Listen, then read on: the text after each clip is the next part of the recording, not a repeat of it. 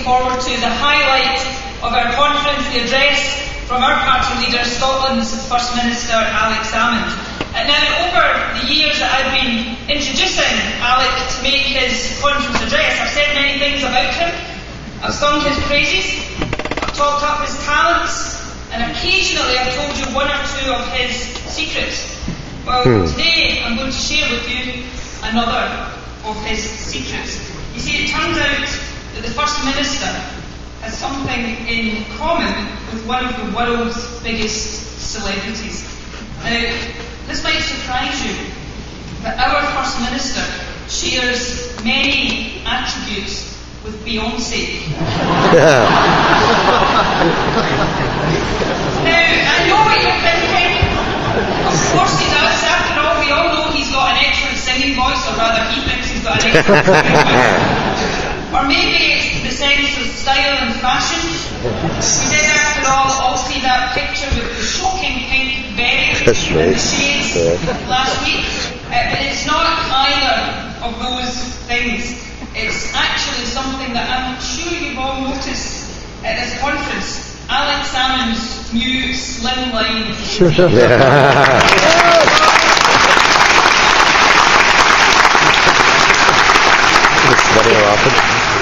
Some people think he's been taking his diet tips from the former Governor of the Bank of England, Marion King. But I can exclusively reveal to you today that Alex Salmond is on the same diet as Beyoncé. And I'm sure you agree with me that he is looking very good on it. Conference, he is our number one. He's fighting fit for the independence referendum. Give a resounding welcome to our First Minister, Alex Salmond.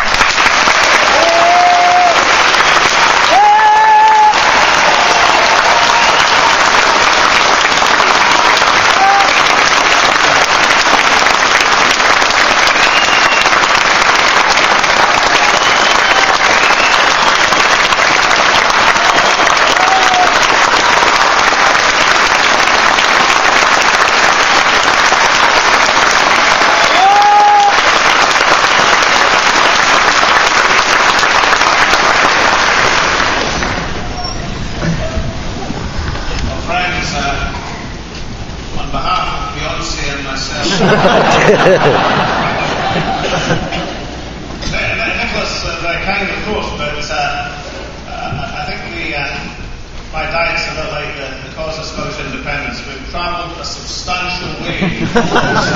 A lot more to do.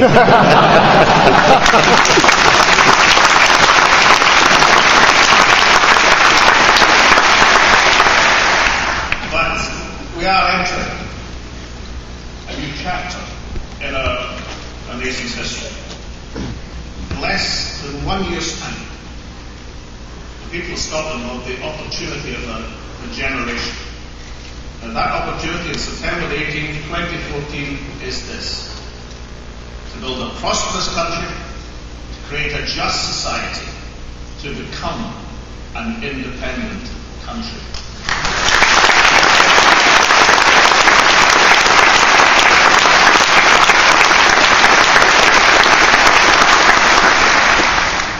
For supporters across this land, this is the campaign we've been working to all of our lives. It's a time for anticipation, but it's also one for reflection. And reflection in particular on the efforts of those who gave so much. Great colleagues who died just in recent years, such as Billy Wolfe, Al McCartney, Marky Ewing, Neil McCormack, Bashir Ahmed, Jimmy Reid, and many, many others. And even more recently, Kay Matheson, Alison Hunter, Brian Adam, MSP. It was an honour to speak at Brian's funeral in Aberdeen in the summer as we celebrated the contribution of that outstanding human being. And we all know that Brian Adam did an enormous amount to encourage and inspire young people, particularly those from overseas, to come to Scotland and get involved in politics. Conference therefore, I'm delighted to announce that the SNP's internship programme in the Scottish Parliament will now be dedicated to Brian Adams. Okay, that's good.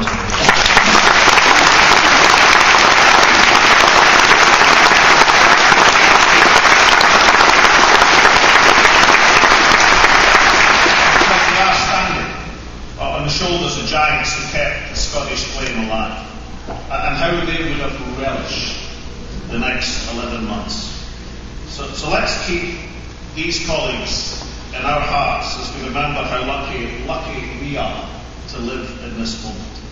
And let's use their inspiration to secure Scotland's place as a full and independent member of the community of nations.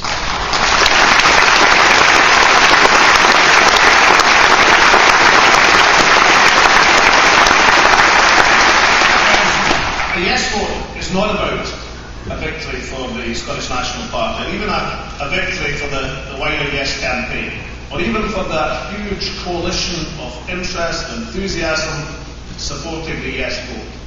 It will be, above all, an act of national self-confidence and national self-belief. We, the people of Scotland, have by far the greatest stake in its success, and we are by far the best place to take decisions about our future. I know that people at home watching right now and across the country want to know more about independence. They want to hear about the benefits. They are hungry for information, and we have undertaken to provide that information. Because delegates, we know that more people know about independence, the more likely they are to vote yes. Last month, broadcast debates were held to mark a year to go to the referendum itself. The audiences were balanced between those in favour of independence, those against, and those undecided. The significant thing is this. At the end of a couple of these debates, having heard the arguments, people were then asked how they would vote. Result of both occasions, a majority for independence. Why? Because when people hear the can-do optimism of the yes campaign against the can't-do dirge of the no campaign, then they vote yes.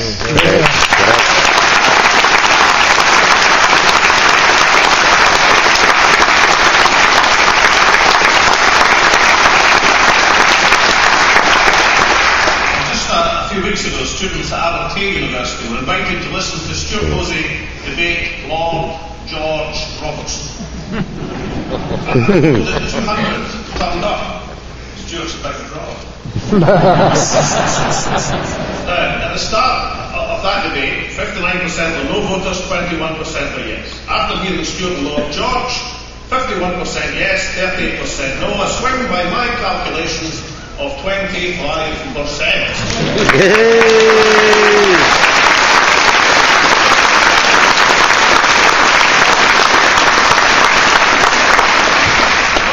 A shock for Lord George.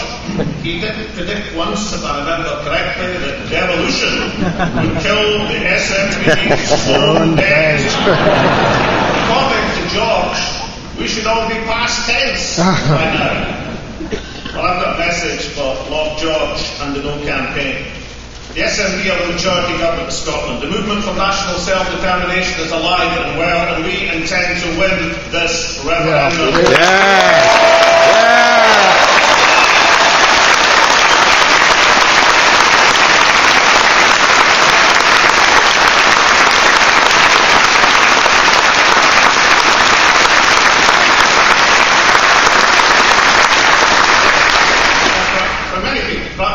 For most people, it's the economic issues, bread and butter issues, that matter most. We've all heard the question, can Scotland afford to be independent? And the independence debate will always be hard fought on both sides, but on this central issue of whether Scotland could be a successful independent country, there is in fact no longer any real debate. Just ask the senior figures in the No campaign.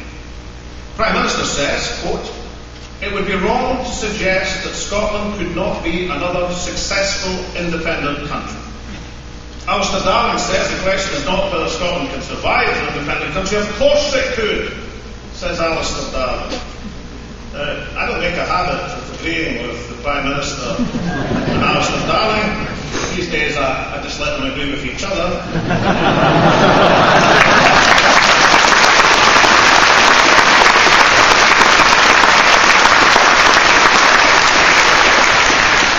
Statements, they are undoubtedly correct, and here is why. Scotland is a country rich and fortunate, both human talent and natural resources. We have more top universities per head than any other country in the world. Our food and drink industry is entering a golden era. Scotland has been declared the world's top travel destination for this year. Foreign investment is at a 15-year high. Wind, wave, tidal energy can make Scotland the green energy powerhouse of Europe for decades to come. We are a hotbed of life science innovation. Delegates, let's resolve this over this next year. Let's never allow any of our opponents of independence to diminish or talk down the prospects for this country or the abilities of our people. Correct.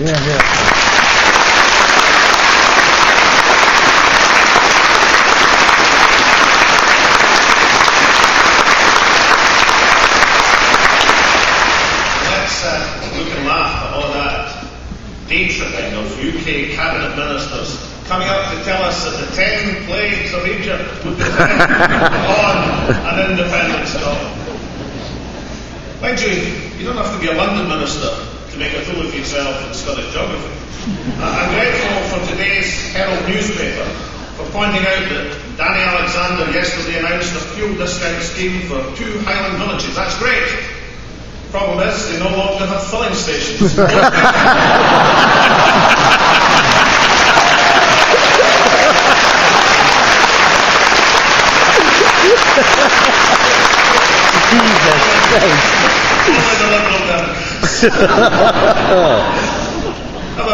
Thinking in terms of the Westminster barrage, the Prime Minister's position is surely now untenable. He promised Scotland a respectful debate, but then he turns the full guns of the Whitehall machine on Scotland. He wants to dictate the terms of the debate without, of course, debating himself. He wants the power without the democratic responsibility, and that is simply not on. So here's the deal.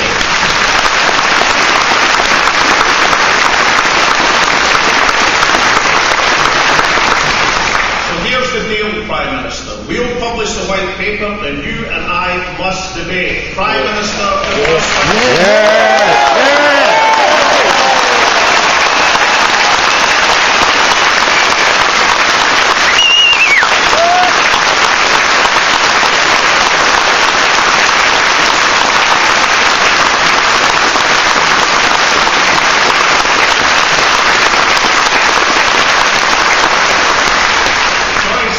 yours.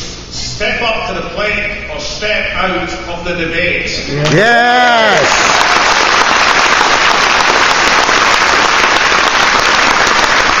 After that, I'll take on whichever of your substitutes you care to. But here's some facts that are certainly worth debating. For every one of the last 30 years, Scotland has generated more tax per head than the UK as a whole. Without one single penny from the North Sea, our national income per head is virtually identical to the UK.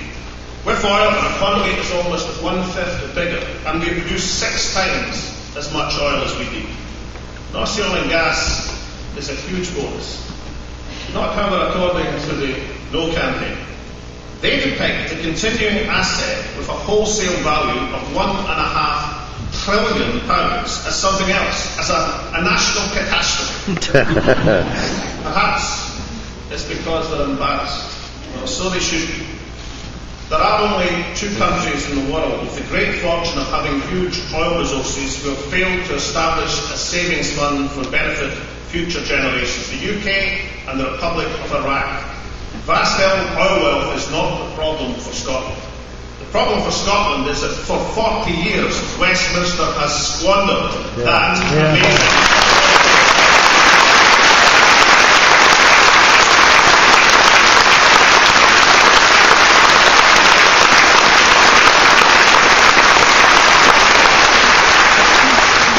This takes us, does it not, to the very heart of the independence debate.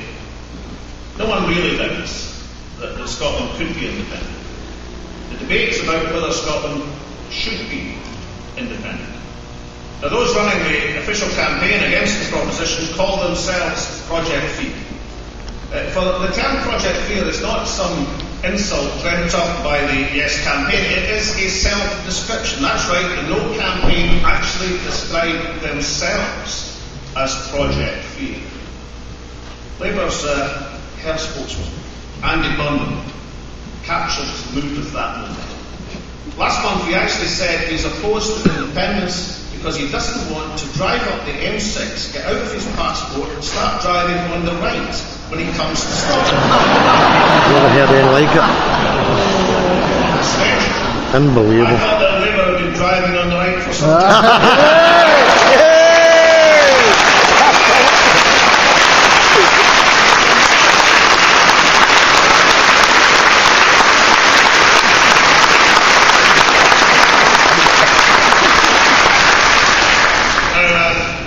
Mr. Burnham's suggestion is a worthy addition to all the rest, that the mobile phone charges, the annexation of Fast Lane, embassies refusing to hold whisky receptions, Project Fear, more like Project Farce.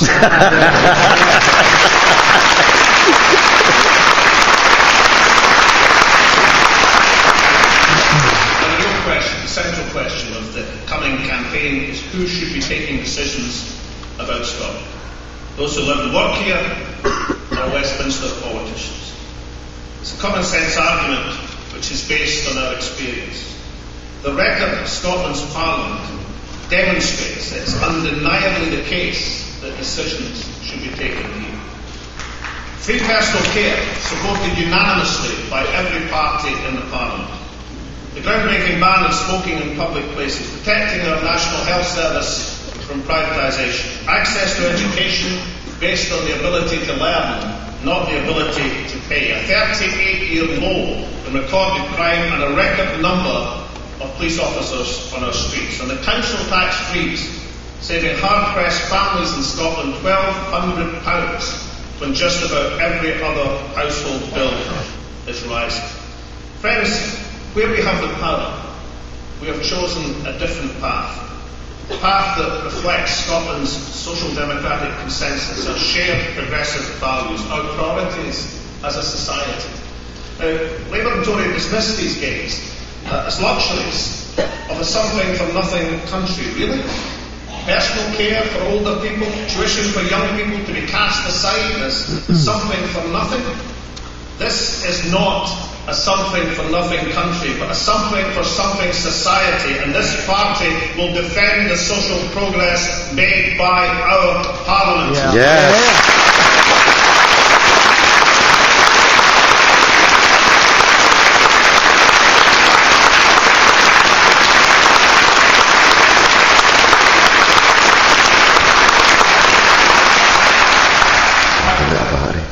With just a taste of independence, we've been able to deliver fair policies elsewhere in these islands. With a measure of independence on health and education and law and order, we've sought to make Scotland a better place. So let's consider what we can achieve by extending our power over the things we don't currently control. Our welfare system, our economy, our energy supplies, our international security. Because there's no doubt that we are paying a heavy price for Westminster decisions. On Wednesday, I met with the Prime Minister in London at the Joint Ministerial Committee. I want to give you a taste of three aspects of that meeting, to give an idea of the difference of perspective between the governments, not just between the governments, but between the political cultures in these islands. Youth unemployment, perhaps the fundamental issue facing society as we move out of recession. Scotland is the only country in Europe with a dedicated youth employment minister in Angela Constance. We have a youth guarantee in Scotland that any youngster between the ages of 16 to 19 without a job, education or training gets the offer of help within 4 months. It's quick intervention and it's effective. Now there's a European proposal to extend this. Westminster opposes it, not because it's not a good idea, but basically because it's a European idea. We need the freedom to respond to European initiatives in the best way for Scotland, not to have a proposal and training for youngsters to stop you through a Eurosceptic lens. So I'm delighted to announce a further initiative today. the allocation of a £60 million package supporting 43 projects across the country, supporting more than 3,000 jobs. Friends, from the development of a new gateway to Western Ross to an investment fund in Fife, all of these projects will support vital opportunities for our young people. And do you know what? The fact it comes from a European initiative is something that will not concern the young people who are benefiting one job.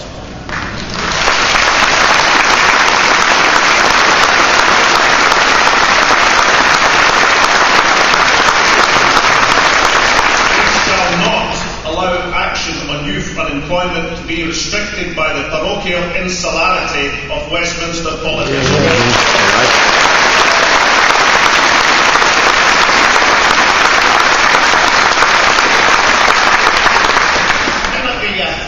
The Joint Ministerial Committee had a discussion on the great sporting and cultural events being held on these islands. The Olympic Games was a great event. The Derry Londonderry Cultural City is a great event. The Commonwealth Games will be a great event. But one of the many reasons we all feel positive about Glasgow 2014 is that we're not financing a great Games out of money which should be going to good causes. More than a year after the Olympics, Scottish good causes are still waiting for the promised return of £114 million